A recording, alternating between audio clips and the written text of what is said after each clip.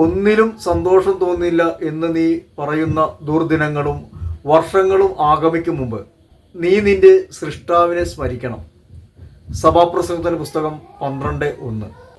ഒന്നിലും സന്തോഷം തോന്നില്ല, ഒരു കാര്യത്തിലും സന്തോഷം തോന്നില്ല. അങ്ങനെ മുന്നോട്ട് പോകുന്ന അവസരത്തിൽ സർവശക്തനായ ദൈവത്തെ നീ അറിയണം. സൃഷ്ടാവായ യേശുക്രിസ്തുവിനെ അറിയണം. യേശുവിന് മാത്രമേ സന്തോഷവും സമാധാനവും ആനന്ദവും നൽകുവാൻ സാധിക്കുകയുള്ളൂ. എൻ്റെ സമാധാനം ഞാൻ നിങ്ങൾക്ക് നൽകുന്നു. ലോകം നൽകുന്നത് പോലെയല്ല എൻ്റെ സമാധാനം, വ്യത്യസ്തമാണ്. ലോകം തരുന്ന ഒരു സമാധാനമുണ്ട്, അത് താൽക്കാലികമാണ്, നിലനിൽക്കില്ല, നഷ്ടപ്പെട്ടു പോകും. എന്നാൽ ദൈവം തരുന്ന സമാധാനം, എഫേസ്യസ് 2:14, അവൻ നമ്മുടെ സമാധാനമാണ്.